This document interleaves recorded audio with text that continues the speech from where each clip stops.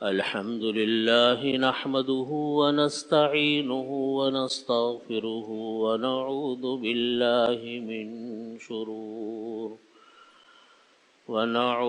بالله من شرور أنفسنا ومن سيئات أعمالنا.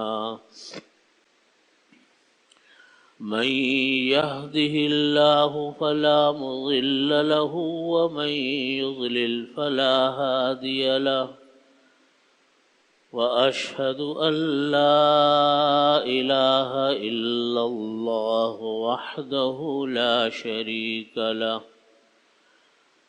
وأشهد أن سيدنا وسندنا ومولانا محمدا عبده ورسوله.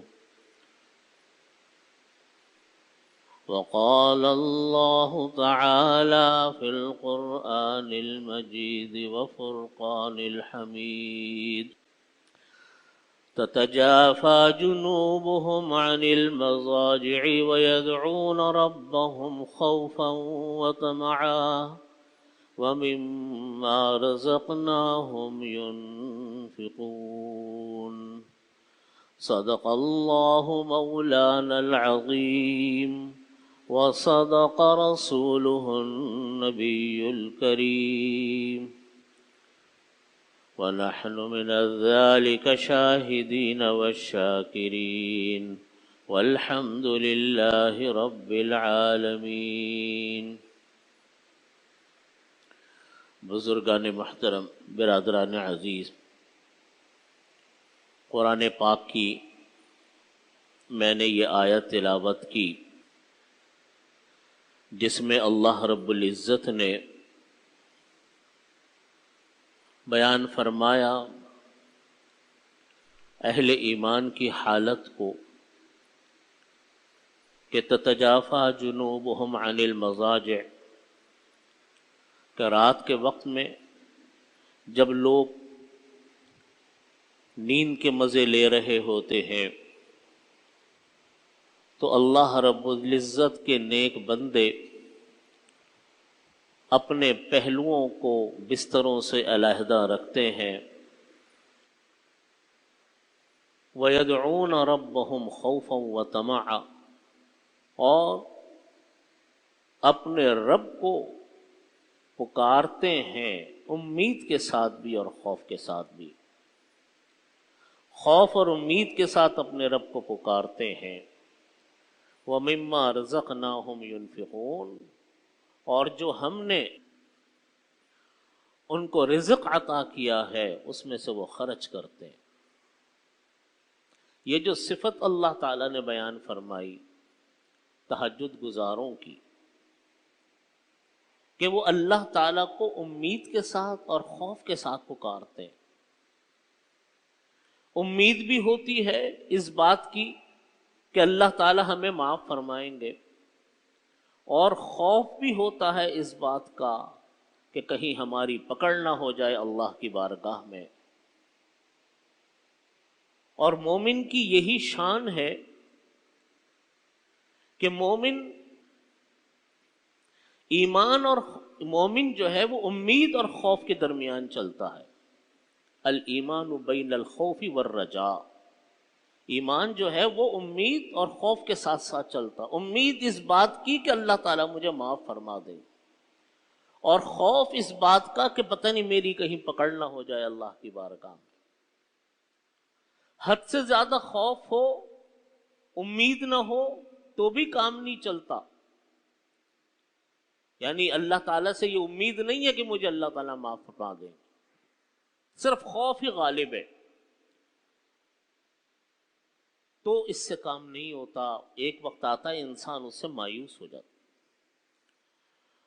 اور بالکل امید ہی امید ہو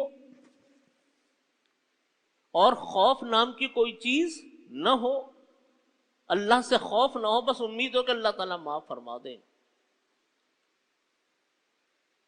یہ بھی نہیں صحیح، یہ بھی غلط ہے۔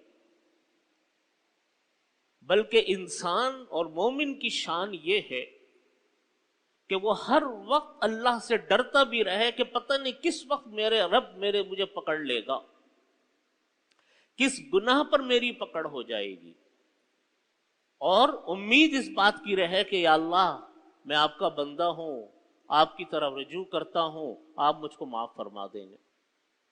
قرآن کریم میں فرمایا اللہ تعالیٰ وَمَن يَقْنَطُ مِن رَحْمَةِ رَبِّهِ إِلَّا الظَّالِمُونَ، کہ اللہ تعالیٰ کی رحمت سے صرف وہی لوگ مایوس ہوتے ہیں جو گمراہ ہوتے ہیں۔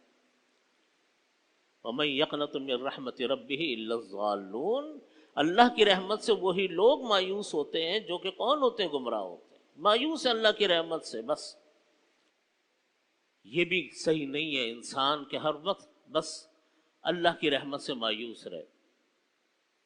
آدمی اپنی کوشش پوری کرے، اپنے کرنے کا کام پورا کرے، کوئی کوتاہی ہو جائے اللہ سے معافی مانگنے میں دیر نہ کرے۔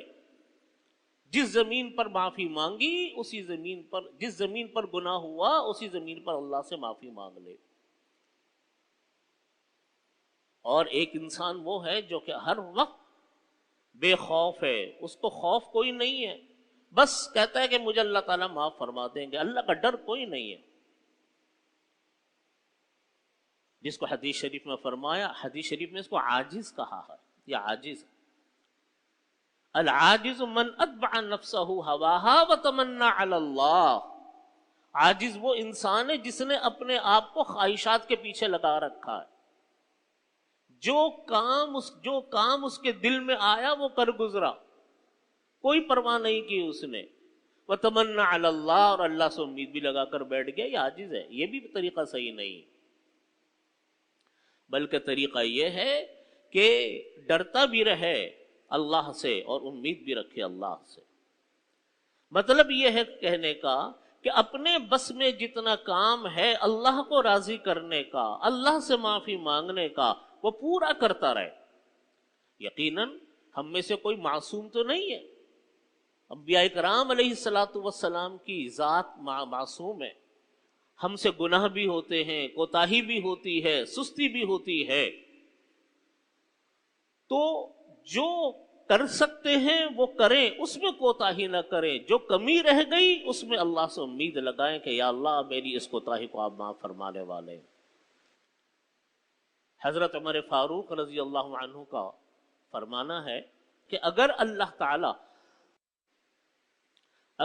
رب العزت یہ اعلان فرما دیں کہ ساری دنیا کو میں جنت میں بھیجوں گا اور ایک انسان کو دوزخ میں ڈالوں گا، تو مجھ کو یہ ڈر رہتا ہے کہ شاید وہ ایک انسان میں ہوں گا۔ خوف تو اتنا ہے اللہ کا۔ اور فرمایا کہ اگر اللہ تعالیٰ یہ اعلان فرما دے کہ ایک انسان کو جنت میں ڈالوں گا، باقی ساری مخلوق کو جہنم میں ڈالوں گا، تو مجھے اللہ کی ذات سے یہ امید ہے کہ شاید اللہ تعالیٰ مجھ کو جنت میں ڈال دے۔ تو امید اور خوف کا یہ ایک بہترین نمونہ ہے کہ ہر وقت انسان اس بات کے اوپر امید لگا کر رہے کہ یا اللہ آپ مجھ کو معاف بھی فرما دیں گے، اور ڈر بھی اللہ کا پورا رہے کہ اتنا ڈر کم نہ ہو کہ انسان گناہوں پہ آمادہ ہو جائے۔ آج ہم لوگوں کا جو حال ہے وہ یہ ہے کہ اللہ کا ڈر ہمارے دلوں سے کم ہو گیا، اللہ کا خوف کم ہو گیا، امید تو لگا لی، لیکن جو اللہ سے ڈرنے کا حق تھا وہ اللہ سے ڈرنے کا حق آج ہمارا باقی نہیں رہا۔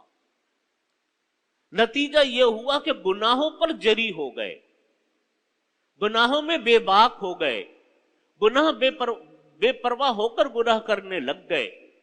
نتیجہ یہ ہوا کہ گناہوں کی کثرت سے ہمارا حال خراب ہو گیا، اتنے گناہ بڑھ گئے کیونکہ اللہ کے خوف ہمیں رہا نہیں۔ جب اللہ کا انسان کو خوف ہوتا ہے تو انسان اللہ سے ڈرتا ہے۔ آدمی بے شمار گناہوں سے اس لیے رک جاتا ہے کہ اس انسان کو اس بات کا خوف رہتا ہے کہ میرا رب مجھ کو دیکھ رہا ہے، مجھ کو آپ اپنے رب کے سامنے کھڑا ہونے کا ڈر ہے۔ وَمَنْ خَافَ مَقَامَ رَبِّ وَنَهَى النَّفْسَ عَنِ الْهَوَىٰ فَإِنَّ الْجَنَّةَ هِيَ الْمَأْوَىٰ، جو انسان اللہ کے سامنے کھڑا ہونے سے ڈر گیا، جس کو یہ ڈر پیدا ہو گیا کہ مجھ کو اپنے رب کے سامنے کھڑا ہونا ہے، وَمَنْ خَافَ مَقَامَ رَبِّهِ وَنَهَى النَّفْسَ عَنِ الْهَوَىٰ، اس نے اپنے آپ کو خواہشات نفسانی سے روک لیا، جتنا روک سکتا تھا، بچا سکتا تھا گناہوں سے وہ بچا لیا۔ فَإِنَّ الْجَنَّةَ هِيَ الْمَأْوَىٰ، جنت اس کا ٹھکانہ۔ ایک بزرگ نے اسی کو فرمایا، فرمانے لگے انسان اگر 2 قدم اٹھا لے، آدمی اگر 2 قدم اٹھا لے تو تیسرا قدم اس کا جنت میں ہوگا، یہ قرآن کا وعدہ ہے۔ وَمَنْ خَافَ مَقَامَ رَبِّهِ پہلا قدم، وَنَهَى النَّفْسَ عَنِ الْهَوَىٰ دوسرا قدم۔ اللہ کے سامنے کھڑا ہونے کا ڈر کہ مجھے اللہ کے سامنے کھڑا ہونا ہے، یہ ڈر ہر وقت رہے کہ میں کیا جواب دوں۔ آدمی کو اگر یہ ڈر رہے کہ مجھے اپنے ماں باپ کے سامنے جواب دینا ہے، آدمی کو یہ ڈر رہے کہ مجھ کو اپنے اساتذہ کے سامنے جواب دینا ہوگا، وہ پوچھیں گے تو میں کیا کروں گا۔ ڈر اس کا نہیں ہوتا کہ ماریں گے، ڈر اس کا ہوتا ہے کہ وہ شرمندگی جو مجھ کو اٹھانی پڑے گی ان بڑوں کے سامنے وہ کتنی بڑی ہوگی، ڈر اس کا ہوتا ہے۔ یہ ڈر اللہ کے سامنے کھڑا ہونے کا کہ جب اللہ کے سامنے کھڑے ہوں گے تو اس وقت جب ہمارے عیوب کا، ہمارے گناہوں کا نامہ اعمال کھولا جائے گا تو کتنی شرمندگی ہوگی ہم کو۔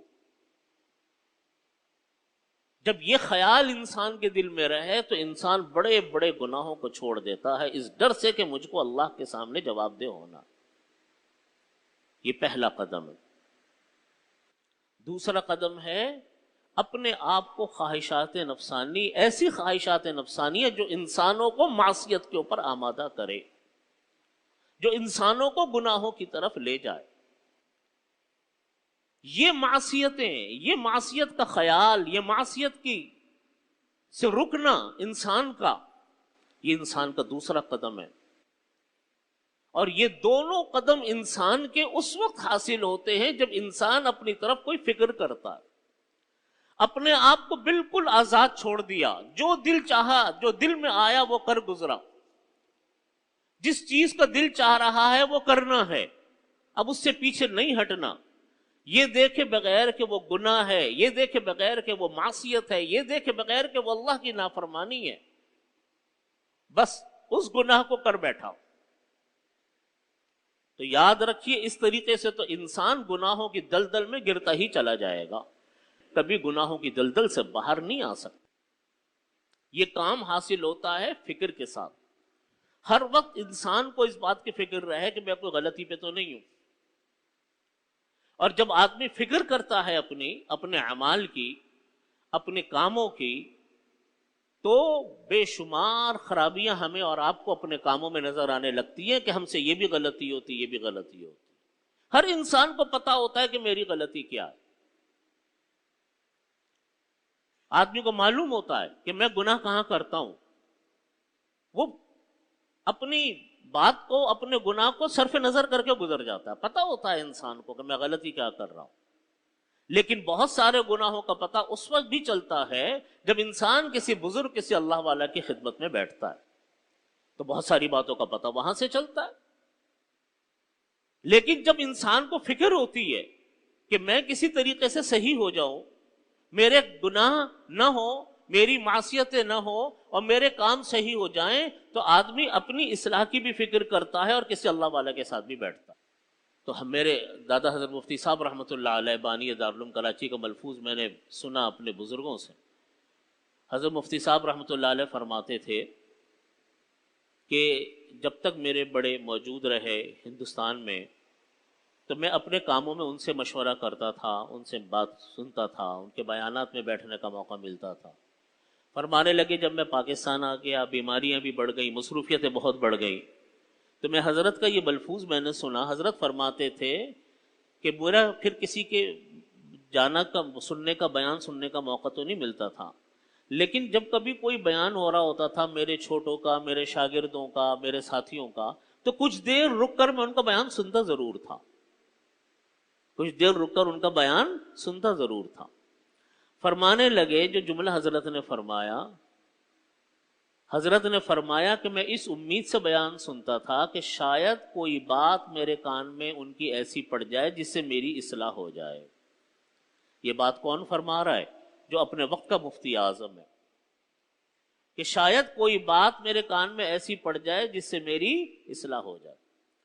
آپ یقین جانیے، آپ کوئی بات کسی کی جب سنیں، کسی کا بیان سنیں، اللہ تعالیٰ کو نے کوئی بات ایسی سننے کو مل جاتی ہے جو پہلے سنی نہیں ہوتی، یا پہلے سنی ہوئی ہوتی ہے لیکن اس وقت کچھ اس انداز میں بات ہوتی ہے کہ انسان کی اندر سے کایا پلٹ ہو جاتی ہے۔ سنی بھی بہت دفعہ کی ہے، اس مرتبہ بھی سنی، اس مرتبہ دل میں اتر گئی۔ تو جب انسان کو فکر ہوتی ہے نا، اپنی اس بات کی فکر ہوتی ہے کہ میری اللہ تعالیٰ اصلاح فرما دے، مجھے اللہ تعالیٰ گناہوں سے بچا دے، تو آدمی جب اس تلاش میں ہوتا ہے تو کہیں نہ کہیں کوئی بات انسان کو ایسی سننے کو ملتی ہے جو اس کی زندگیوں کے اندر اثر ڈالتی ہے۔ تو میں عرض کر رہا تھا کہ 2 قدم ہو گئے، ایک ہے اللہ کے سامنے کھڑے ہونے کا ڈر، اور دوسرا ہے اپنی نفسانی خواہشات جو انسانوں کو گناہوں پر ابھارتی ہیں، جن کے خاطر ہم معصیتوں اور گناہوں میں مبتلا ہوتے ہیں، ان سے بچنا۔ یہ 2 قدم انسان کے ایسے ہیں، جب یہ 2 قدم اٹھتے ہیں تو اللہ تعالیٰ فرماتے ہیں کہ فَإِنَّ الْجَنَّةَ هِيَ الْمَأْوَىٰ، جنت اس کا ٹھکانہ ہے۔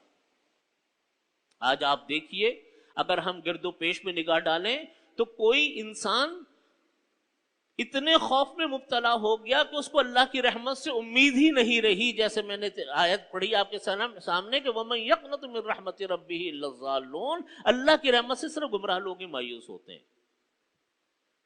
یہ بھی غلط ہے، اور اتنا بے پرواہ ہو جانا جیسا آج ہمارا ماحول ہو گیا کہ ہمیں گناہوں کی پرواہ ہی نہیں رہی، اللہ کا ڈر ہی نہیں رہا۔ اس ڈر کی وجہ سے، اس ڈر کے ختم ہونے کی وجہ سے آج بڑے بڑے گناہ ہم لوگوں سے سرزد ہو رہے ہیں۔ عبادتوں میں کوتاہی، معاشرت کے معاملات میں، رہن سہن کے معاملات میں کوتاہی، آمدنی اور معاملات کے معاملات میں کوتاہی وہ اتنی بڑھ گئی کہ آج دیکھنے سے ایسا محسوس ہوتا ہے کہ شاید لوگوں نے ان بڑے بڑے کبیرہ گناہوں کی لسٹ سے خارج کر دیا۔ وہ اس کو گناہ ہی نہیں سمجھتے، حرام مال کو گناہ ہی نہیں سمجھتے، جھوٹ بولنے کو، غیبت کرنے کو، وعدہ خلافی کرنے کو ہم لوگ شاید گناہ نہیں سمجھتے، اتنے بے پرواہ اللہ سے ہو گئے، اس کے خوف سے ہو گئے۔ نتیجہ اس کا کیا ہے کہ گناہوں پر جب جری انسان ہوتا ہے، انسان جب گناہوں کے اوپر بے پرواہ ہو کے گناہ کرتا ہے، پھر تو گناہوں کا سمندر ہے، معصیتوں کا سمندر ہے، پتہ نہیں کس کنویں میں جا کر ہم اور آپ گریں۔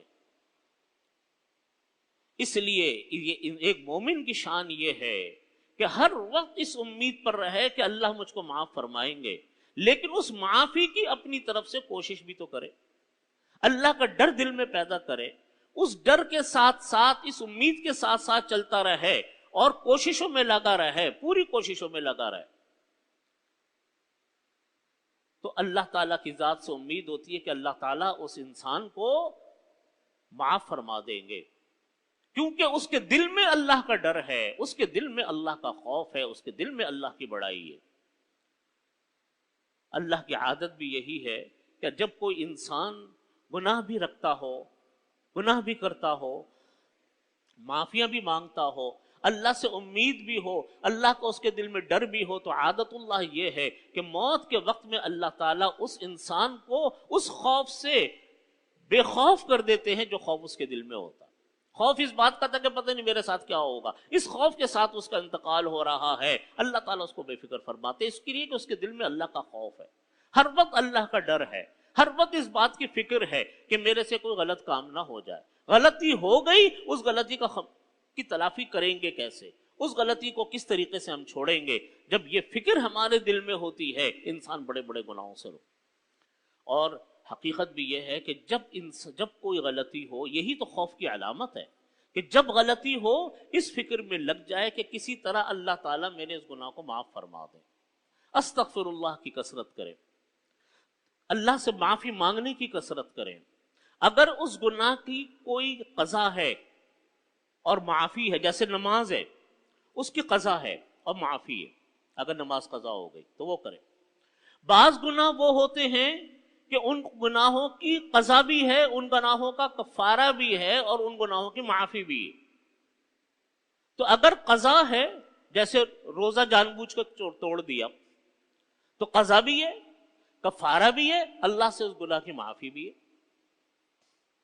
بعض گناہ وہ ہیں کہ قضا ہے لیکن ان کی کفارہ نہیں ہے، نمازیں چھوٹ گئیں تو قضا ہے، کفارہ نہیں ہے۔ تو جو اللہ نے طریقہ بیان فرمایا اس طریقے سے اپنے گناہ کی معافی مانگے۔ بعض گناہ وہ ہیں نہ قضا ہے نہ کفارہ ہے، بس صرف اللہ سے معافی مانگنا ہے۔ بہت سارے کو جھوٹ بول دیا، کوئی غیبت، کوئی کام ہو گیا، کوئی سود لے لیا، کوئی رشوت لے لی، اس کو بس یہ کہ اللہ سے معافی مانگے اور اس کو اپنی ملکیت سے نکالے بغیر ثواب کی نیت کے، اللہ سے معافی مانگے اور بس۔